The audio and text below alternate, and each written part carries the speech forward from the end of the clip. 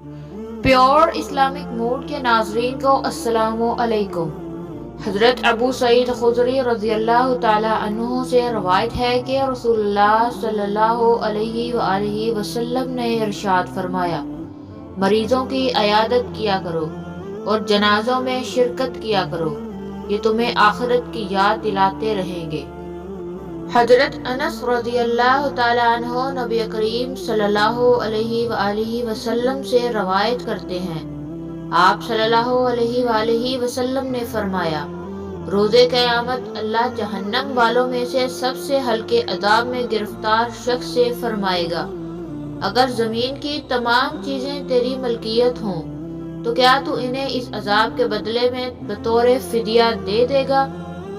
وہ عرض کرے گا، جی ہاں۔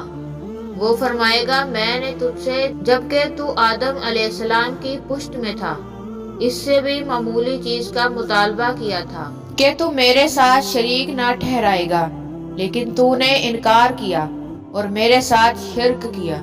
حضرت نعمان بن بشیر رضی اللہ تعالیٰ عنہ بیان کرتے ہیں کہ میں نے رسول اللہ صلی اللہ علیہ وآلہ وسلم کو فرماتے ہوئے سنا، میں نے تمہیں جہنم کی آگ سے آگاہ کر دیا، میں نے تمہیں جہنم کی آگ سے آگاہ اور خبردار کر دیا۔